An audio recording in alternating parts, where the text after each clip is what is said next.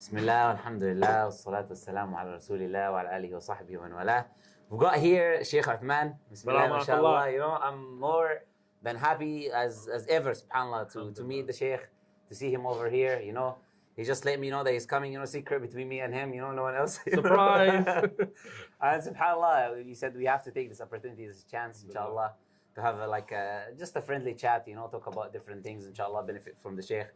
And have a bit of a back and forth, inshallah. We see what's going on, different topics that we can talk about, inshallah. So, inshallah, everyone benefits from this. And if you're watching this on my channel, make sure to check out the Shaykh and the content that he does, mashallah. He's doing a lot of great work, a lot of great da'wah, mashallah. They're reaching a lot of people. People come always on my live streams, oh, I've watched the videos of Shaykh Othman, this and that. It's always like this, subhanallah.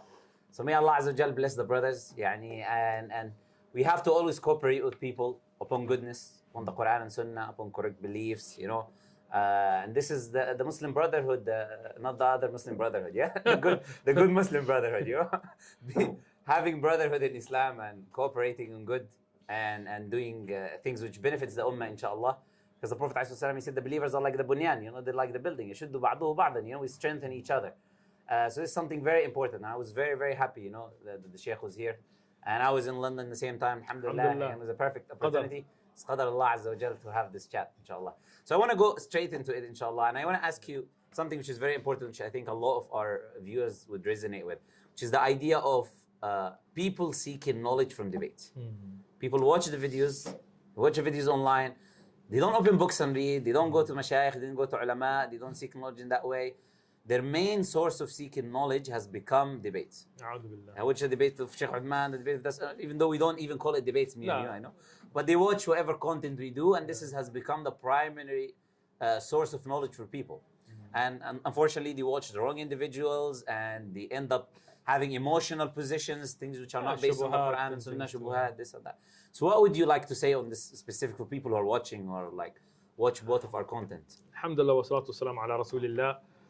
First and foremost, I just want to thank you for your time, and a lot of our viewers also have been loving your work that you're doing, and Allahumma barik, sticking to the Kitab and Sunnah and really taking the da'wah. May Allah increase you and may Allah protect you, and all the brothers out there that are working on the Quran and Sunnah, may Allah protect them all. This is something that we've really pushed for in the One Message Foundation, is to make sure that du'at are tullab ilm and tullab ilm are du'at. So if you want to give da'wah, don't just be like, oh, I'm just going to go to Speaker's Corner, I'm going to go to a sub park, I'm going to get a YouTube channel or TikTok. You need to seek knowledge, because what are you calling towards, right? And if you are a talib ilm, if you have knowledge, share that knowledge, right? And if you want to learn, debates are not the way to learn.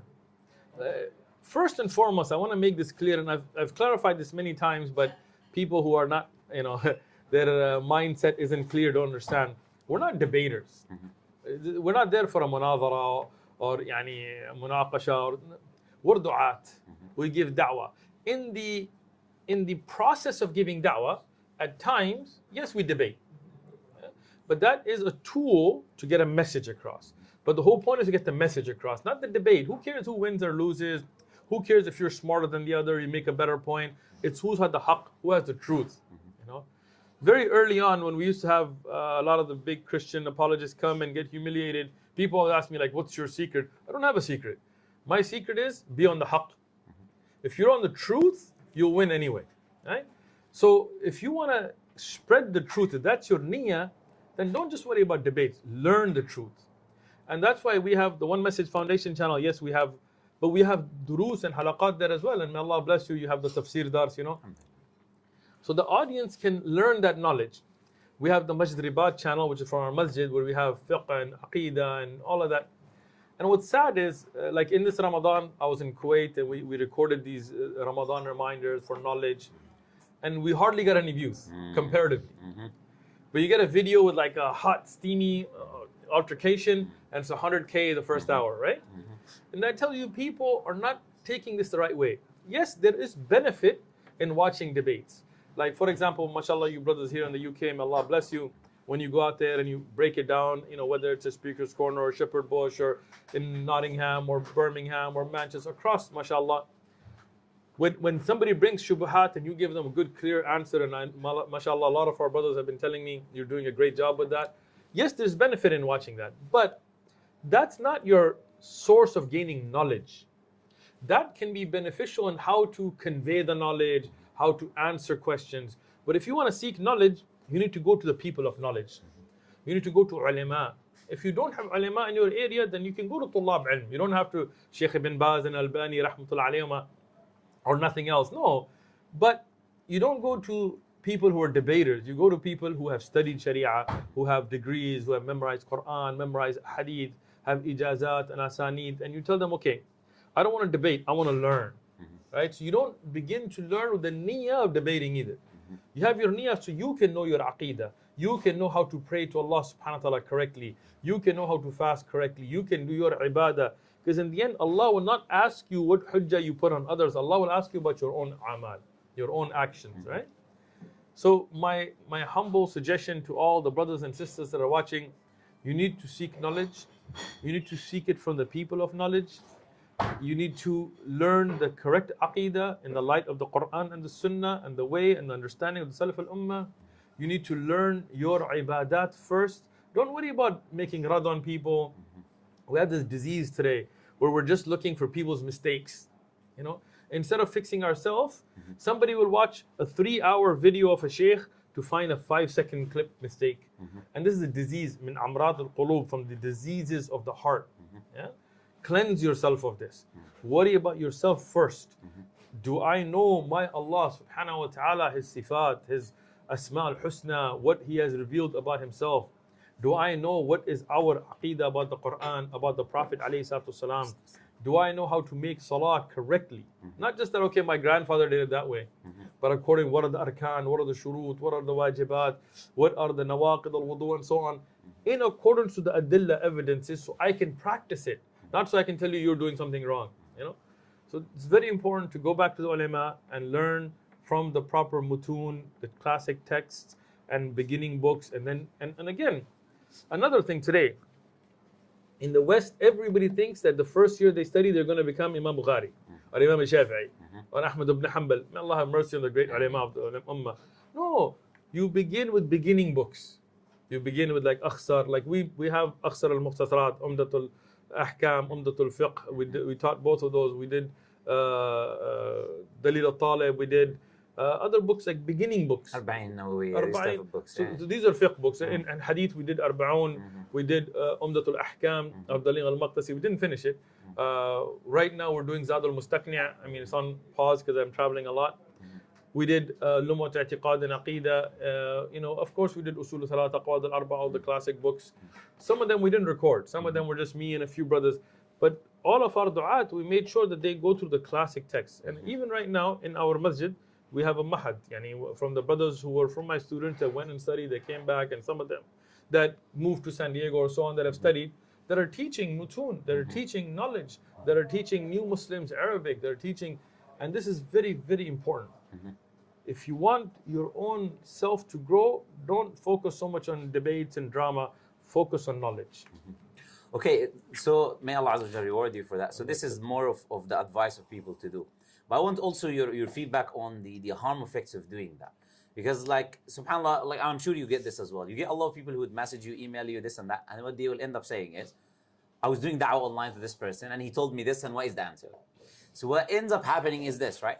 You have another example of sometimes what ends up happening as well when these people take this knowledge online, is that they end up not getting the answers because, you know, in the heat of the moment, you back and forth, this and that, he says 1, 2, 3, 4 points, you answer 2 and you miss 1. You end up watching the video, getting the doubt, not getting the answer because there was not enough time. Of course, it takes way longer to answer than to ask a question or to throw the doubt, right? So they end up picking that up instead of picking up a benefit, right? Because we're saying you can pick up benefit and no one can deny that there are benefits, right? So what about the harm effects? What would you like say, like the harm effects that, because these people need to understand now, okay, we are advising you, but we're not just saying advising you because this is the best way and you're fine the way you are, but this is just the best path. There are also big harm effects that you can take, right? Very true. And this is the problem that some people, even brothers who want and sisters that want to do da'wah, don't jump into it. Take your time, right? Seek knowledge first. Because sometimes what happens is, in a debate, somebody will throw something at you, or not just even a debate. Let's say you're out there on a street corner giving da'wah, and somebody who's practiced this, somebody who's maybe a Christian apologist or an atheist that has a PhD, will come and throw something at you that you're not ready for. Now you're on the haqq, you're on the truth. It's just that you may not have been ready for the answer. So now one of two scenarios happens. One happens, you give an answer that's wrong. Now you get the ithm, you get the sin for it, because this is not your religion. It's not just about defending, it's about clarifying. Balagh. Yani we're there to do tabligh, we're there to convey a message. Not just, we're not apologists. You know, like many people call me a Muslim apologist. I don't apologize for nothing, you know. So we're du'at, we're giving da'wah. What are we giving da'wah towards? The Quran and the Sunnah, what Allah has revealed. So our job is to convey. So if you don't know, don't make it up, because you'll get the sin for it. You'll misguide people, you'll misguide yourself and others. The second, you might get a shubha from the shubuhat, a doubt, that even though there is an answer, just because you don't have it, or you don't know the people around you that have it, it will mess you up. So very important, be in touch with the people of knowledge. Go and seek the knowledge first. I'm not saying you have to be a mufti to give da'wah. بَلِّغُ عَنِّي وَلَوْ آيَةً. But you should know that ayah. Not that you just go out and start talking about things you don't know. And if somebody asks you a question you don't know, don't feel shy to say, La adri wallahu alam. Let me get back to you. Alhamdulillah, yourself, and just from, I mean, I just met you today, but just from sitting with you, I can tell, alhamdulillah, you're in touch with the people of knowledge. You don't need to brag about it. You don't need to wear it on your sleeve. You don't need to bang with me like, yo, man, who you're Shaykh? You know, we're not doing all that, right? Yeah. But alhamdulillah, you are. So now, if you have a question, you can go to them, right? So I advise everybody else, look, get in touch with the people of knowledge. Those great ulama that have dedicated their life to the kitab, the sunnah, to fiqh and tafsir and ulum, and then learn from them. And then if you have something come up, go to them, they'll clarify it to you. Don't think you have to be Superman and you're going to figure out everything and you're going to, jump right into debating with apologists and things. It's not the way it goes. Look, people watch videos as if, like, just a couple of years ago, we started da'wah. No, I mean, alhamdulillah, myself and others have been studying since the middle to late 90s, right? I mean, not trying to age myself here, right? But it took years and years and years of that for us to then be like, okay, let's go out to the park and give da'wah. Today, people think we'll watch 10 TikTok videos, they're du'at. Some guy nowadays, will be sitting in some corner and he'll just see da'wah and he'll get a TikTok channel and, he'll get a little man bun and he'll start making the videos and think as if he's a da'i. No, you need to officially sit and seek knowledge. And if you don't, you getting involved in things or even watching things you don't understand, or watching the wrong person give the wrong answer, can harm your own iman. And now this is something that I want to comment on regarding this idea of da'wah, right? Da'wah and debate, they're not the same thing, right? And I think this needs a lot of clarifying, because sadly, a lot of the people now they watch different people. Some of these people, what they end up doing, they don't do da'wah, right? They do shouting back and forth, screaming back, exactly. Now, and a lot of people think this is da'wah, right? And I think we need a bit of a clarification for the people. What is da'wah, right? What is the difference between this idea of da'wah and debate? These are not the same thing, right? They are not. And again, with all due respect to the brothers from Speaker's Corner, Speaker's Corner was meant for debate originally, not da'wah, right? It was a place to convey free speech. So, I mean, I remember as a little kid, I used to be in the UK, and there was no du'at at that time that I remember, but we used to go by Speaker's Corner here in Hyde Park, and it would just be some crazy people standing on, crates talking about communism or, just any idea, aliens, right? And the idea to go and just throw wild ideas and debate it out is different. Now, may Allah reward the brothers who used that opportunity to give da'wah at Speaker's Corner. May Allah bless them, may Allah reward them, may Allah accept it for them. They laid the foundation. I mean, I want to give credit where credit is due. But then again, some of the younger brothers may not understand that concept, and that's why I'm glad we're having this conversation. Going out to prove a point at any cost is not da'wah. This is debate. When you take a debate class, and I've never taken one, Same, alhamdulillah, right? But I know how it works, and you're given a subject, whether you agree with it or not, you have to prove it, and you have to show your debate skills. That's not what da'wah is about. Da'wah is conveying a message. So our job is to convey it. Now, In the path of da'wah, sometimes you'll get obstacles, right? And then you have to clear those obstacles. And this is done in different ways. For example, in time of Sahaba radiyallahu anhum, because our da'wah has to go back to the Kitab, the way of Al-Mustafa alayhi salatu salam, and the way of the Sahaba, right? So when you look at Rasulullah sallallahu alaihi wasallam, when the Quran was revealed to the Prophet sallallahu alaihi wasallam, in Mecca, he was told to قُمْ فَأَنْدِرْ وَرَبُّكَ فَكَبِّرْ, right? Go and warn people and speak about the greatness of Allah. So look at the context, right? Asbab al-Nuzul. This wasn't about just taking Muslims and talking to them. Like some people, they have this idea that da'wah just means that I'm going to sit with you and be like, brother, have some tea. We're going to have a program. Let's go to the masjid. Yes. You're the muadhin. Please come to the masjid. You're the imam. Please come to the masjid. And this is da'wah, right? Look, giving nasiha, worrying about the Muslim ummah, wonderful. No doubt to it. But don't use those ayat then. Those ayat were revealed for the Prophet ﷺ to go to kuffar, right? And they were not there to go and debate with them, but to warn them, to remind them.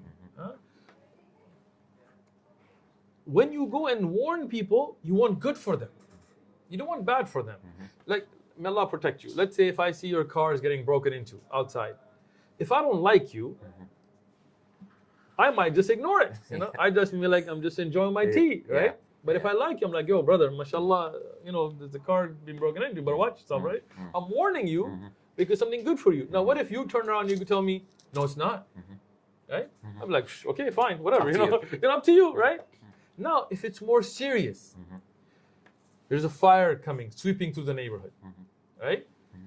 If I like you and I want good for you, I'm going to warn you. I'll be like, brother, there's a fire coming, watch out. Now here, because it's a little more serious, even if you tell me, no, there isn't, I might be like, look, akhi, look, I'm telling you there's a fire coming. Like, even if I don't like you, I'm trying to warn you, right? But I'm not here to debate with you. I'm really trying to help you. That's how da'wah should be. People are going to a nar.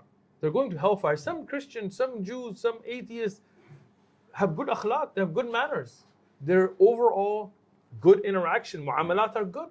So we want good for them. We don't want them to be going down the wrong path. Umar radiyallahu anhu, Ibn Abi Shaybah has this riwayah. One time, he saw a rahib, a Christian priest, monk, who had locked himself. And Umar radiyallahu anhu in Sham, and he was told about this man. He had a vow of silence and didn't eat. He ate a little bit of what people gave. Umar radiyallahu anhu started crying. People said, oh, look, Umar got affected by his zuhud, Umar radiyallahu anhu said, no, that's not it. I'm crying because he destroyed his dunya and his akhirah. He didn't enjoy in dunya and he will have nothing in the akhirah. So sometimes you see somebody very, overall good in their mu'amalat and how they deal with people, their charity, their good manners, but they're destroying their akhirah. So we should care about them by giving them da'wah.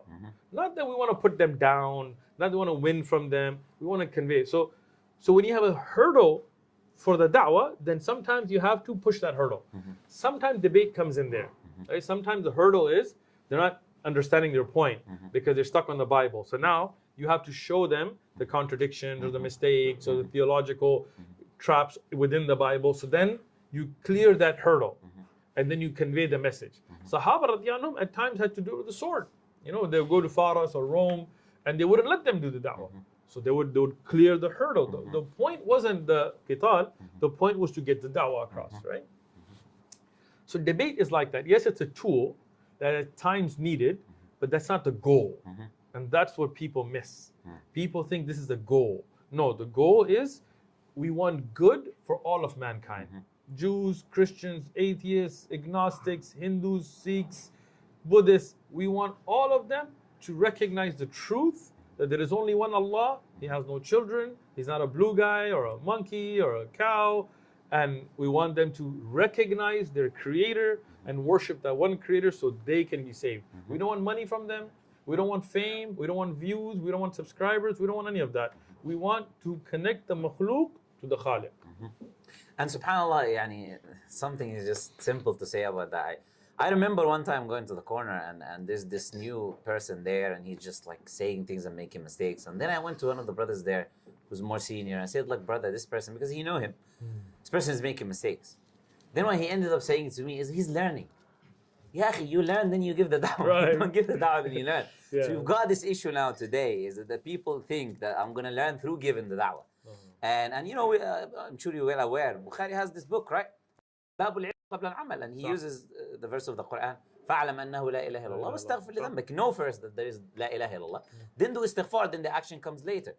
And if there's one thing I've learned from all of these years, subhanAllah, wallahi, if there's one thing, the most important thing I would say, learned in all the years I've done da'wah, is this idea. Da'wah is not about convincing the other person. Yeah. Wallahi, this takes so much weight from your shoulder. Yeah. Like, why do you try to go spin around, use this argument, this philosophical argument, this, that. You're trying your best to convince someone. And then Allah did not give you that. He did not say to you, He did not put that responsibility. Allah says, لَسْتَ عَلَيْهِمْ بِمُسَيْطِرٍ. You're not a controller over them. You know, it's only upon the messenger to deliver the message, subhanAllah. So it's very important, and I think it's good that we're clarifying this. But also, what about the idea of when people watch you? Now we're talking about the theoretical knowledge and this, that. What about how you behave, right? How much does that affect the non-Muslims that are perceiving the content that you're doing, you know? Yeah, I mean, we have people who claim to be du'at, and a lot of them, na'ud billah, they're lax on their own salawat, like they don't pray on time. A lot of them, yani, as far as even their dealings in the da'wah. And I want to caveat this by saying nobody's perfect. We're not expecting perfection. Me, you, every other da'i, we have our own shortcomings, we have our own faults. None of us claim to be perfect. But you have to do the da'wah in the right way, right? So for example, may Allah reward you, I've seen you in your videos as well. We were the first ones, I believe, that started, we blur the women, right? And I remember when we first started doing this many years ago, our channel was very small. One of the people who had been on the da'wah scene a lot longer than us, with nasiha, like if wanting good, he told me, look, akhi, don't do this. I had the same experience. Really? Subhanallah. Yes, I wonder if I'm not going to expose yeah. It might be the same brother. Yeah, probably. So the brother tells you, look, let me, he goes, I've been at it a long time. What you need to do is find the best looking girl that comes to your table, take a picture and use that in that thumbnail. SubhanAllah, I think you got the same thing. Yeah. And I remember, I was shocked when I heard this. And I told him, look, akhi, if that's what it's about, they can keep the da'wah. We're going to do it kitab and sunnah. So in our da'wah, we should have the best akhlaq. We should have the best manners. Now again, we have shortcomings. I'm not expecting perfection, but we do our best. We should ourselves on our salah, our siyam, our yani, zakah, our ibadah, we should be on our game. Now, everybody will have shortcomings, right? But as a da'i, you should not then promote them, right? Meaning, let's say, may Allah protect us all, you like to watch movies, whatever. That's between you and Allah, right? But don't be in the da'wah with, movie screens in the back and using that in the thumb. No. Da'wah has to be kitab and sunnah. And that's why things like free mixing, things like, using music, things like using things of haram, not in da'wah. You have to keep it kitab and sunnah, because the way of the anbiya is to keep it according to whatever Allah revealed to them. Look, Rasulullah sallallahu alaihi wasallam in the Sahih Ahadith told us about the Day of Judgment that there will be anbiya that will only have one person behind them, and there will be anbiya with nobody behind them. Does this mean they failed? No. Why? They conveyed the message in accordance how Allah revealed it. Whoever Allah guides or doesn't guide, that's up to Allah subhanahu wa ta'ala. Our job to convey the message. That Nabi who conveyed the message and nobody followed him, he's successful. Nuh alayhi salatu wasalam, we know from the Quran, 950 years of da'wah. Imagine, like for us, if 5-6 hours, you get a headache, you're like, man, it's not worth it, I'm going home. 950 years of da'wah, according to ulama of tafsir, the highest number we have is about 80 followers. Imagine that. A Nabi of Allah, like Nuh, from the greatest of the Anbiya, and just that many followers. But that doesn't mean that he didn't do it right. It means that he did it right. That is who Allah wrote the hidayah for. That's who is deserving of it. Rasulullah Muhammad sallallahu alayhi wasallam, the best of mankind, Sayyid ibn Adam, Ashraf al-Anbiya, Imam al-Anbiya, that greatest last prophet, right? He couldn't guide his own uncle. He couldn't guide Abu Talib. He couldn't guide Abu Lahab, his own family. Why? It's in the hands of Allah subhanahu wa ta'ala. But people like Abu Sufyan, Hind, and people that like Khalid ibn Walid, who used to attack the Muslims. Now we say radiallahu anhu. Wahshi, radiallahu anhu. Why? Because Allah wrote it for them. So our job is not to convince anybody. That's very difficult, because Allah didn't write the guidance. Our job, convey it, but in the right manner. Kitab was Sunnah. Alhamdulillah. And subhanAllah, recently we have this like massive scale of people accepting Islam. With the grace of Allah Azza wa Jal, there are people accepting Islam left, right, and center, celebrities, everything, right? And subhanAllah, there are a lot of the Muslims are excited. They're like happy. They want to do da'wah, this and that. And I want to talk a bit, get your feedback a little bit on what types of da'wah they can do, because not the only da'wah is, as you know, of course, is not what we're doing. Is like the face-to-face interactions. This is not the only types of da'wah that you can do, right? So what would you kind of advise the people that are like, they're excited, they see the da'wah, but they're thinking the only way I can do da'wah is I need to go on the street. So what would you like to say to them? Shaykhuna Abdul Aziz ibn Baz rahmatullah alayh, he has a risala, it's a small book on a da'wah, and he talks about da'wah being fardul kifaya, like a communal obligation. And he says, but when it's not being fulfilled, and as he writes that in his time it was not, that it becomes a fardul ayn, it becomes the individual obligation upon every person from the ummah of Rasulullah sallallahu alaihi wasallam until that haqq is fulfilled. But what does that mean? Does that mean we expect our sisters in niqabs and abayas and hijab to go out in streets and be in a place where they're going to get attacked, and we're going to take our 80-year-old men to go out there and be yelling all day at speakers? No. This is a misconception. Not everybody needs a TikTok channel or an Instagram channel or a YouTube channel. Look, da'wah is from whatever skills you can provide. Once again, go back to the example of the Salaf al-Ummah. The Sahaba radiyallahu anhum had different skills, and they brought those to the table, and they utilized them for the deen.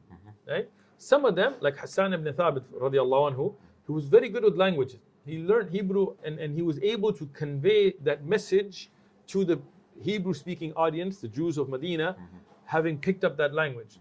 But we don't hear a lot about Hassan ibn Thabit radiyallahu anhu for the battlefield, right? Even though, of course, he participated, but he was a poet. That was his skill, language and linguistics.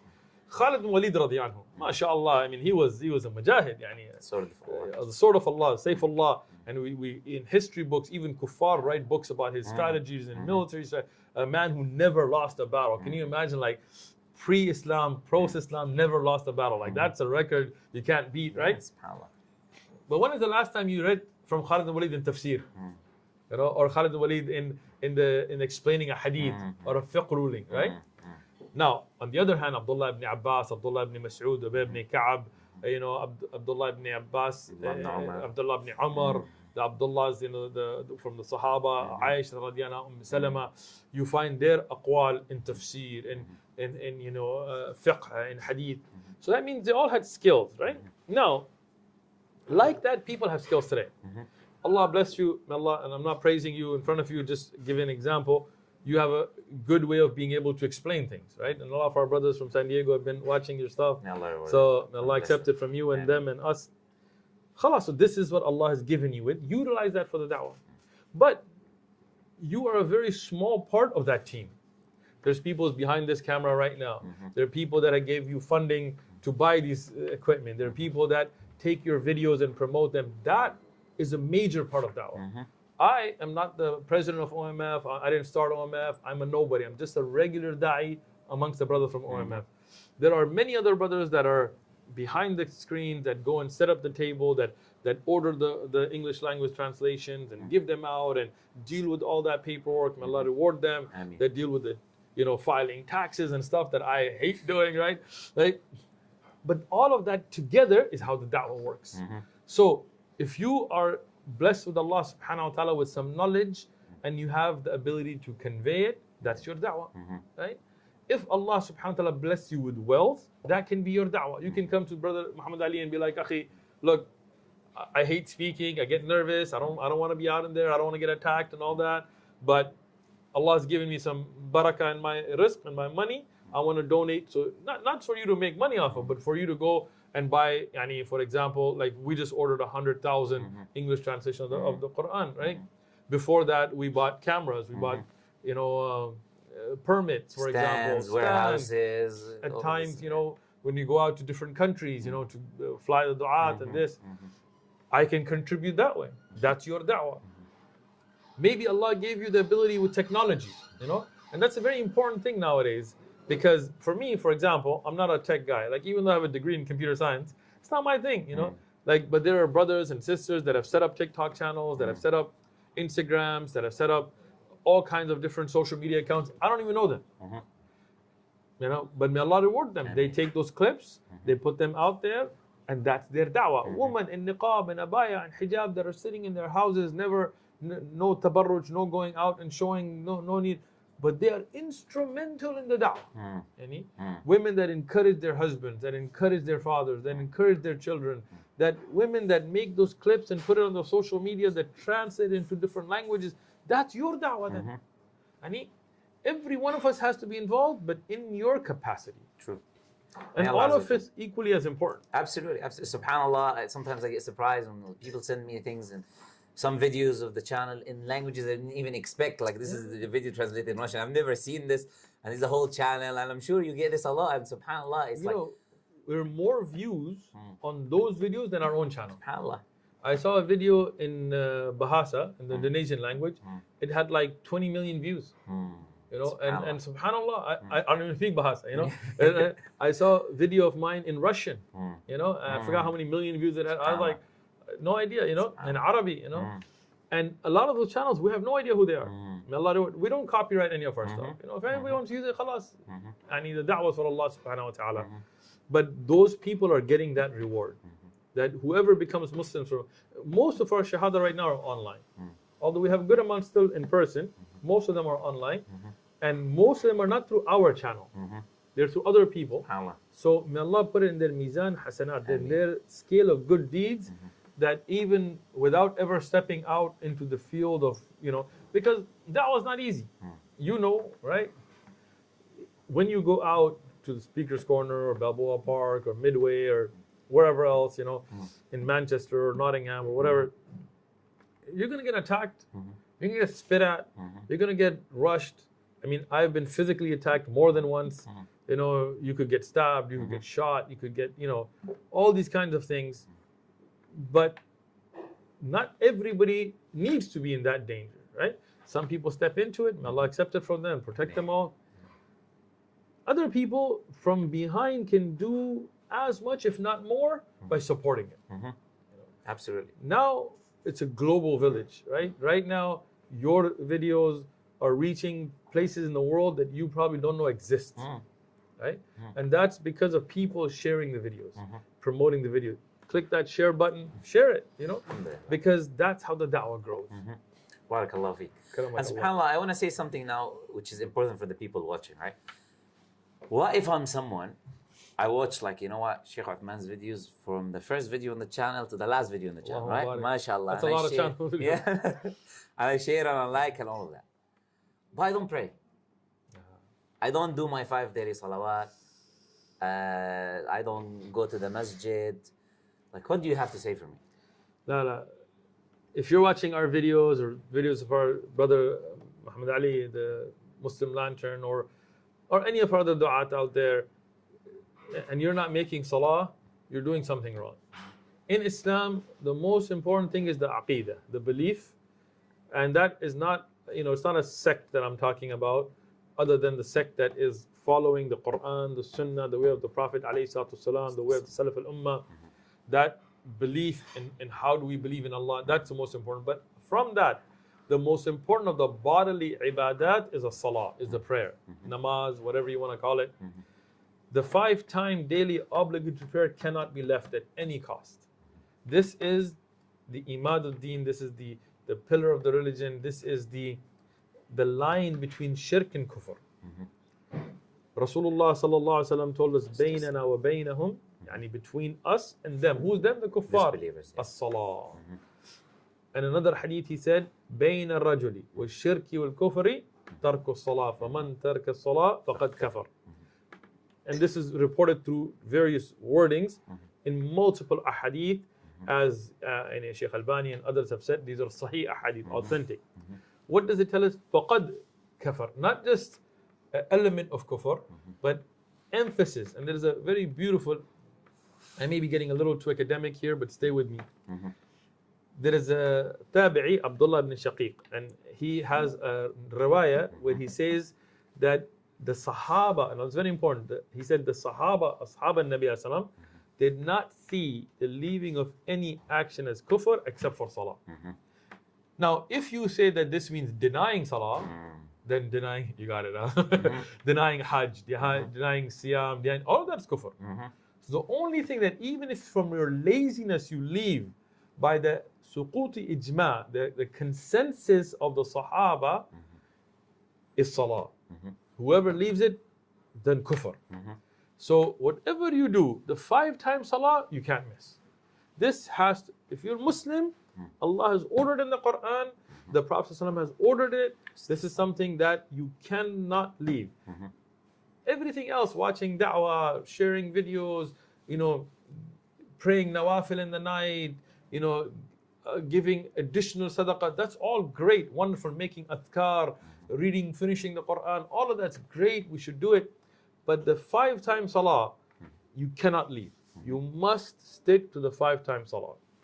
Yeah, subhanAllah, and you have many, this is the position of many of the ulama, right? The position of like Imam the ruling, Ahmad. the ruling of leaving the prayer. But this is the thing, even way before Imam Ahmad and way before any of these ai', this was the consensus, as you said, the consensus of the companions. And you had people like Umar al-Khattab saying, لا حظ في الإسلام لمن ترك الصلاة. There's no portion in Islam for him. You cannot interpret that to mean laziness or this. It's clear cut, right? And all of the companions, you have sayings like this from Ali ibn Abi Talib, from Abdullah ibn Abbas, etc. Okay, way later on, you have people, bring in other views and this and that. But even these views, subhanAllah, and this is the thing that I always say, you want to take the views of the other imams, right? You want to take you don't want to take the madhab of Imam Ahmad that person commits disbelief. You want to take the opinion of Shafi'i and Malik that say that he's put in prison till he prays, and if he's not prayed, he's killed had. Right. Not ridda, he's killed, but he's killed had, right? Or you want to take the opinion of Abu Hanif, which is the lenient opinion that he's put in prison as a ta'zir until he prays. Are we applying any of this? If you want to, wherever you go, essentially, when it comes to the salah, whatever, this is the scope. You cannot exit this scope, subhanAllah, when it comes to the salah. Look, we love the ai'. We love Imam Abu Hanifa, the great faqih, the great alim. We love Imam Malik, Imam Darul Hijrah, the great alim, faqih, muhaddith. We love Imam al-Shafi'i, wallahi, Shaykh Muhammad Idris al-Shafi'i. I love reading from his usul, from al-Umm, from his poems, beautiful, amazing, great scholar. We love Imam Ahmad ibn Hanbal, Imam Ahl Sunnah. We love Imam Abu Dawud al-Dhahiri, Imam al-Awza'i, we love Abdullah ibn Mubarak, we love Shawkani, we love later ulama, we love all the ulama, we love them, they're our ulama. We don't have to assume towards one or this, we love all of them. You may follow the fiqh of one or the other, but in the end, as a Muslim, go back to the Kitab and Sunnah. Absolutely. Somebody might say, what about the hadith about the one who says the last words are La ilaha enter Jannah? Of course, like somebody's kafir, he takes shahada, says La ilaha illallah, dies, khalas, he's entering Jannah. Yeah? Somebody says, khalas, whoever says La ilaha mukhlisan, ma huwa al-ikhlas? What is the ikhlas? The hadith, right? That it keeps you away from all bad deeds. So like take things in context, right? No other deed was taken by the Sahaba as a clear kufr except for the tark of salah. Other deeds were taken as punishment, right? But even Rasulullah sallallahu alaihi wasallam, he would tell them, if you hear the adhan and making salah, then you can't attack them. This is the sifat of a mu'min that was given, of a believer, of a Muslim by Rasulullah sallallahu alaihi wasallam. How do you know a place is a place of Muslim? A salah. So this is something, again, people shouldn't hide behind views. Go back to the evidence. And that's why even within the madahib of the other ai', there were ulama, like Ibn Kathir, for example, when you read Tafsir Ibn Kathir, he leans toward this view as well. And other ai' as well. From the Ahnaf, for example, Ibn Abul Izz al-Hanafi, for example, he gives also this view. Why? Because they see that there's a book called Al-Tadbih ala Mushkilat al-Hidayah. He also leans toward this. Why? Because he sees the evidences for it. And subhanAllah, the thing is this, is like, let's say I'm a Muslim, man. Do I want to gamble with my akhirah, whether I'm a believer or not a believer, in something that I know all of the companions have agreed upon. Because the alim later on, whoever the alim is, who's not compared to the Sahaba, said whatever it is later on. SubhanAllah, do you want to have your akhirah on that balance? Am I a Muslim or not Muslim? You're not sure. Because you've got all of the companions agree in one position, SubhanAllah. And yeah, one thing just I want to clarify for the people so they don't get confused as well is like Shaykh Ibn Uthaymeen, rahimahullah, he mentioned this as well, is we're saying someone who completely abandons the prayer. Yeah. We're not saying like, for example, one prayer or this or that. Yeah. Yeah, we're saying completely abandon the person does not pray at all. And Shaykh Ibn Uthaymeen, subhanAllah, yeah, he mentioned in the hadith, he says the difference between tark as-salah and tarku as-salah. And he said the Prophet ﷺ is saying in complete leaving on the prayer, no Jum'ah, no Eid, no prayer. He doesn't pray, completely away from the deen. But the important thing is this, is subhanAllah, you don't want to be on that balance, right? You don't want to be in like, wallah, I can't imagine myself like thinking that maybe you are a Muslim, maybe you're not Muslim. These people view you as a Muslim, these people do not view you as a Muslim. SubhanAllah, it's and the Prophet how difficult is it? I mean, Allah subhanahu wa ta'ala is so merciful. Allah, sometimes in tadabbur, when I contemplate on the mercy of Allah, it amazes me, right? Allah subhanahu wa ta'ala could have told you that you have to pray Dhuhr between 1 and 1:05. Right? He could have told us Asr is between 4 and 4:05. And we'd still do it, but it would be difficult. But Allah gave you this big gap. Fajr comes in, I don't know what time here, I mean, I just flew into the UK, right? So let's say if it comes in at 6 a.m. in the US, for example, and then you have until Ishraq, right? Whatever, 7, 8, 9, you have 2-3 hours, right? Depending on, schedules. Yes. Dhuhr comes in maybe around noon, and then you have to like 3 o'clock, right? Asr comes in at 3, maybe you have till 5, or 6. Then Maghrib comes in, then you have from 5 to like 9 or 8, depending. Then Isha comes in and you have to the middle of the night or, the end of the night. Allah gave you this big gap and still like a few minutes you can't take out for salah. I mean, it's something. Look, you don't take time out to eat. You ever think like, oh man, drinking water is a pain. I don't have time to drink water. Oh, you get thirsty. But what about feeding your soul? Right? That necessity of the 5 times salawat. Now, nawafil, this is your health. This is how you're going to get healthy. This is how you're going to build your connection with Allah. But the 5 times salat, you can't play with. SubhanAllah. And we talked about the something which is interesting, which is the idea of blurring people in the video. And I think this is good for us to say to the people watching as well. Because I want to talk about the hijab. I also want to talk a little bit on free mixing as well. But before we get into free mixing, let's start with the hijab first. But on that, SubhanAllah, is like, I remember, as you said in the beginning, we used to do blurring our videos. We probably didn't know about my channel. I didn't know about your channel. We were doing this a way long time ago. And I remember I was doing it myself on Premiere Pro. It's taking long hours. And probably... we still do. SubhanAllah, it takes long hours on Premiere Pro to do. Now I have edited, alhamdulillah, at least he helps.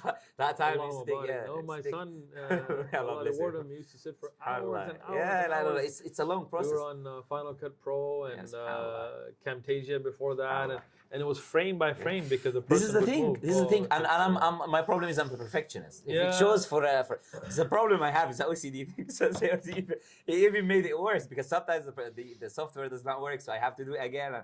Yeah, and I mean, a lot of the people use bots and stuff, and it just doesn't work because in da'wah, a lot of times you're moving and they're moving, and then the bot blurs you out or flips for a second. Absolutely. So it took a long time. SubhanAllah. And the thing is, SubhanAllah, is my viewers have got used to that. Yeah. So what happened is this. Let's say recently I uploaded a video and the editor, he forgot to blur because I was reacting to something or commenting on something. He forgot to blur the short. It's a few seconds and someone showed that I had people commenting and emailing me. Why did he email me? This has become a habit, right? It's become a habit for the people watching. Okay, we know this brother, he doesn't have music, for example. This brother, he doesn't have this and that. We need to, and this is now, we need to speak now to the people who are not doing this, the dua who are not doing this on their channels, right? 2 things. First, the dua who are not doing this on the channel, and then the people to put pressure on them to do this on their channel. We need to start this as a sunnah. Don't say to me, Westerners are doing this, people are used to it, TV, this. It's irrelevant, right? Yeah. So what do you want to say to the people and then the dua as well? Look, when it comes to this idea of blurring first. Our job is to do what we can from our end to the best of our ability for the sake of Allah. The results are in the hands of Allah. So when you look at the Anbiya, again, our da'wah should always go back to the Quran and the Sunnah, the way of the Salaf al-Ummah, the way of the Anbiya. Not some new way, like new is bid'ah. Stick to the Sunnah, Stick to the Sunnah. Yeah. So, when we look at Rasulullah sallallahu alaihi wasallam, there was a method of social media amongst the Quraysh, and these words are going to throw everybody off, so I'm going to explain it, right? Because we use these words in a modern context today, social media, TikTok, Instagram, YouTube, Facebook, whatever.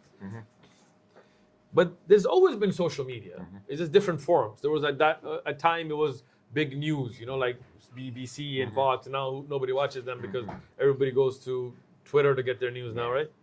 And before them, it might have been storytellers and so on.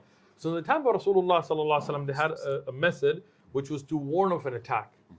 And what they would do, and I taught the seerah where I gave the references, and you know better, but mashallah, the people can look it up as well. They would go on a hill in Mecca, and they would take all their clothes off, right? Get naked. And they would say, Ya Sabah, Ya Sabah, and that would be the warning that Mecca is about to get attacked. Now, why did they get on the hill? To get the noise. Why did they take their clothes off? Because if you couldn't hear you, they could see the naked guy there, and that was a known social media warning sign to communicate an attack, imminent attack. Now, Rasulullah sallallahu alaihi wasallam utilized the social media. He went on the same hill. He said, Ya Sabah, but he did not take his clothes off, because that's exposing the awrah. Even though it's the beginning of Nabuwah, but Allah subhanahu wa ta'ala protected him from that. So, what lesson do we learn? Utilize social media. TikTok, Facebook, Instagram, YouTube, whatever else is out there. Snapchat, I don't know. I don't even know it yet. I've never used it in my life, so I have no clue. But you're on it, because other people that are good with it are using it. So utilize it. But do not violate the rules of Sharia. Right? Now, we want people to watch the videos and learn about Islam. We want people to watch the videos and Muslims to get shubuhat answered. We want them to watch the videos and increase that. We don't want them to watch the video and get sins, because we're responsible. So the best we can, we have to keep them away from any disobedience of Allah. Like sometimes we're at the park and there's other people playing music in the background. We can't control that. Even though we try to go and audit, but you can't, right? Noise, the reduction, everything. Oh, we've tried still, everything. Still, yes. And then people are like, oh, using music. No, that's not us, right? Now, we stand at the park, we cannot blur our eyes. We protect our eyes the best we can, but people, and Rasulullah, women used to come to him and he used to tell them about Islam. But now here's something we can easily do. Well, maybe not easily, but we can do. So we must do. If we can blur that so people watching are not getting the sin of seeing the awrah of a woman, for us, we even blur the men's awrah. If a man comes in short shorts, one time we left the knees, and I got so many complaints, and our own brothers were like, Astaghfirullah, brother. I was like, relax, go into YouTube, fix it. What does that mean? That we ask Allah, oh Allah, look, we're doing our best. We don't want to spread fasad. We want to spread huda, guidance. So I would advise every da'i to do it. And again, we don't care about subscribers and views and things. So we care about what Allah thinks. But, alhamdulillah, your channel is growing. Our channel just hit 1 million. Alhamdulillah, if your contact is mukhlis for Allah subhanahu wa ta'ala, Allah will grow it. Don't worry about the results. Allah will bring the results. You do things the best you can do. Brothers, when we started doing it, at that time, it was very early on, nobody was doing it. People made fun of us. People were like, you're not even going to get 1,000 subscribers. Alhamdulillah, we just hit 1 million. So it's not about that, right? If tomorrow you get cancelled, so what? You did it for Allah. Allah has your ajr. And Allah will spread the guidance. So don't worry about that. And if you're watching those videos, don't. If you're looking at the awrah of a woman in those videos, don't. And tell the person, look, I like your da'wah, but I don't want to gain sin. So can you, like our brother Muhammad Ali and others that are doing, blur it, so I don't get the sin and I still get the benefit. You have to see, one of the things very important for the people that watch these videos, you are also responsible for da'wah. Meaning what you click on affects things. When you click on people going back and forth in drama and people trying to expose each other and all that nonsense, you're part of the problem. When you say, you know what, I don't care about that drama, I'm not going to click on that. I'm not going to clickbait into what he said about what he said. I'm going to click on a tafsir dars. I'm going to click on a hadith dars. I'm going to click on people. Our videos, even the ones that have like 10 shahadas in one video, we get less views than if somebody gets in an argument. Absolutely. So you as the audience should also be responsible with your click. Just like as consumers, we're responsible with our money. What we spend money has an effect on how it's used, just like that, what you click on has an effect. Absolutely. So tell those du'at that are using haram means, whether it's free mixing or music or whatever else, or not blurring by showing the awrah of woman, tell them, look, we're not going to click on your videos until you do it. And then inshallah, you as a viewer will have the power to affect that change. Yes, absolutely. So now regarding the hijab, because hijab it can be a sensitive topic, sadly, for some people. Some I think it's very some simple. of our sisters. Yeah, it's a part of the religion, a part of the deen, subhanallah. But it can be sensitive for some sisters. So we wanna look at what some of them say. For example, they say, okay, the men are just focusing on the hijab, telling women to wear the hijab, this and that. We're going to talk about the importance of the hijab from an Islamic perspective, and also this idea: is the hijab born for men? Is the men are telling you to wear the hijab? Is it because they want you to wear the hijab? What's going on here? Look, first thing, I don't see any of these sensitive, right? We're Muslims. Absolutely. What does Muslim mean? Yani aslama, we submit. When we submit, it's no longer what I like, it's what Allah orders. Absolutely. It's not about what I don't like, it's what Allah has made haram, right? It's not about what makes sense to me or what's scientific or that. قال الله وقال رسول عليه الصلاة والسلام. Allah subhanahu wa ta'ala honored the Muslim woman with the hijab. If you look at Christian tradition, and you know from the Bible, or if you look at Jewish traditions, the hijab was tied to man's authority. In the Jewish tradition today, a woman doesn't wear hijab until she gets married. And from the authority of her husband, she covers her head. If you look at even the New Testament, the verses about the hijab are to show the man's authority on woman. And if she doesn't, then her head should be shaved. And if it's not shameful, then she should be covered. But that's not Islam. In Islam, the hijab has nothing to do with men and their authority.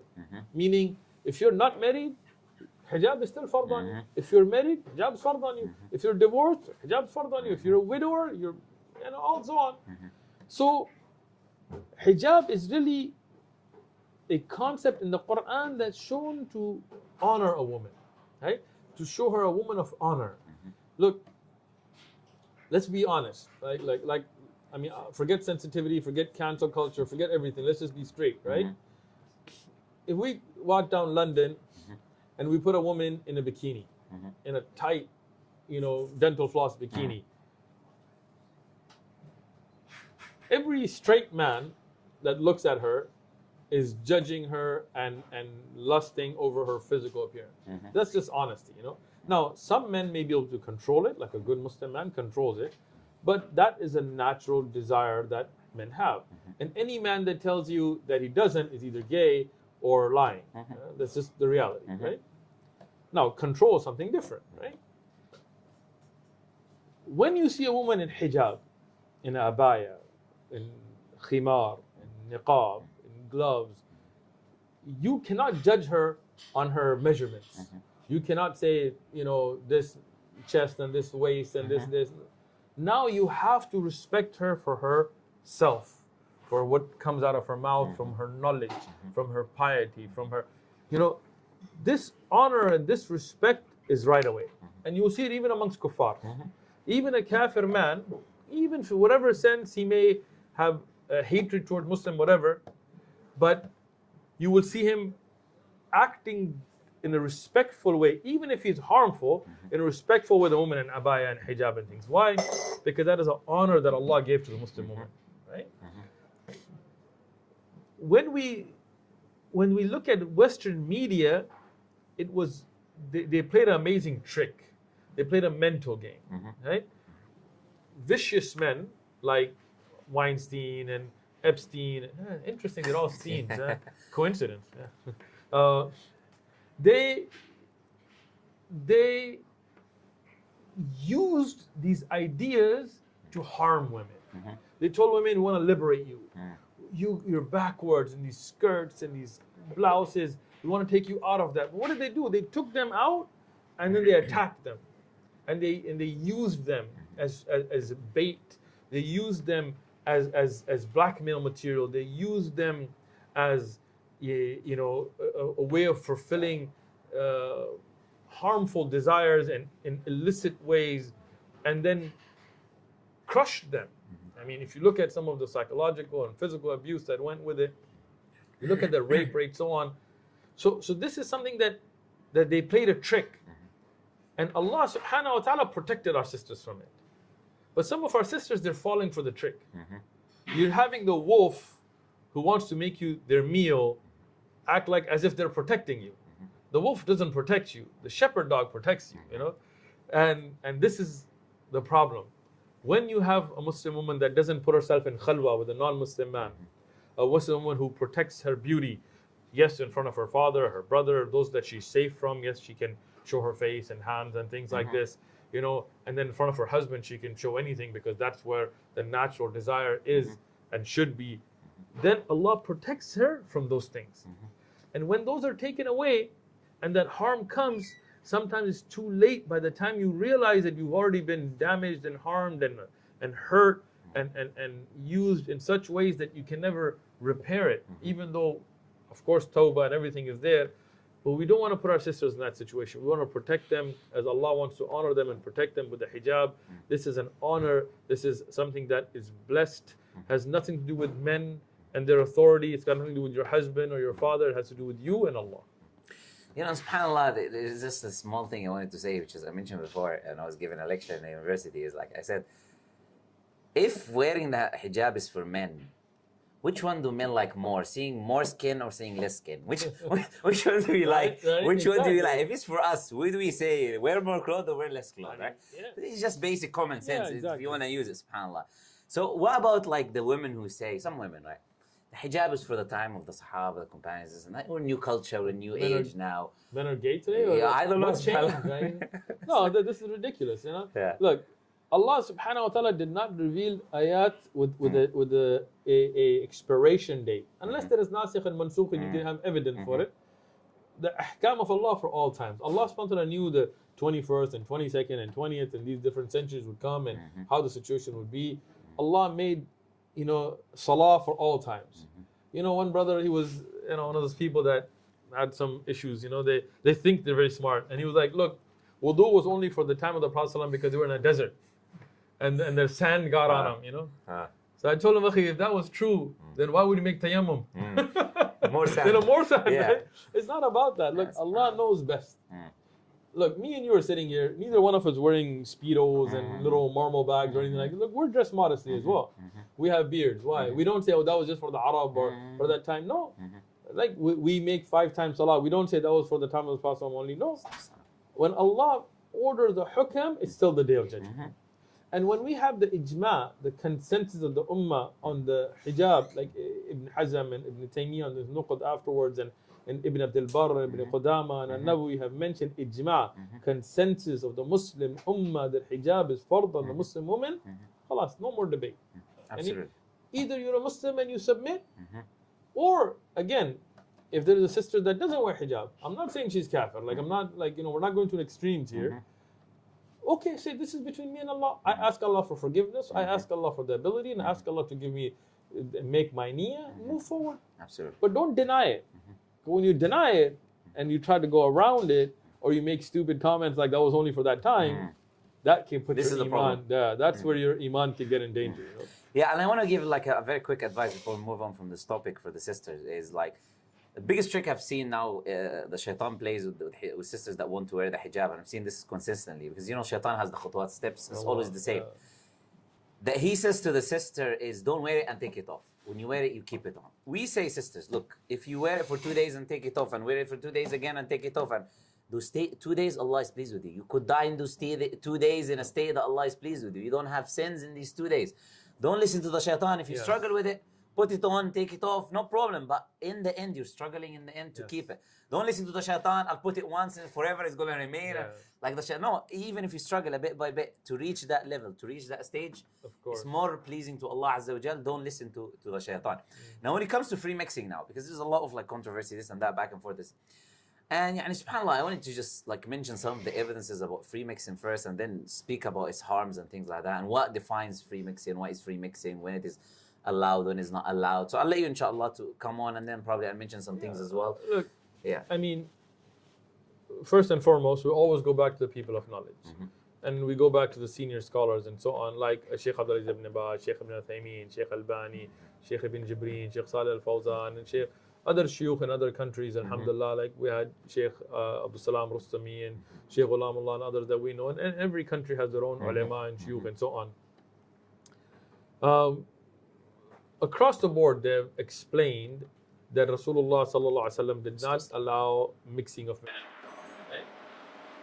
At the best of the ability of the Prophet sallallahu alaihi wasallam, he restricted it. Meaning, even in the masjid, where there was no partition, and it wasn't because there wasn't a need or something. It was because the masjid was very simple. It had no roof at the time, only date palm leaves and no light.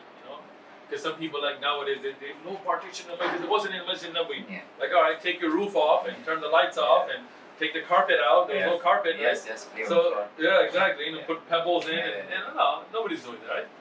But even then, Rasulullah sallallahu alaihi wasallam, he made Bab al-Nisa. Right? He made a separate door. He didn't allow them to go to the door, the men. Today, many masajid, they only have one entrance and exit, men, women mixing. No, Rasulullah forbid this, right?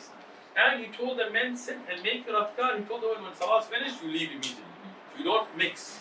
And he even told them, when you're going and coming in the street, women to be to the side of the walls and men to be in the middle, so you don't mix. So even in those environments, Rasulullah sallallahu alaihi wasallam made sure that there is no mixing. Yeah? And this is not my opinion. I mean, again, like you can read Shaykh Ibn Taymiyyah, and you can before him Imam Ahmad and other Imam Shafi'i and others that have written about this in Al-Umm, and the fatwa were asked of Imam Shafi'i, and he explained it. In the Masali, Imam Ahmad from Abu Dawud, Ibrahani and others, they asked him, he explained it. They forbid this free mixing of men and women. Sometimes there's no option, like you're taking a train, you're taking a plane, I get it, right? But when you have that ability not to allow it, it is not allowed in Islam.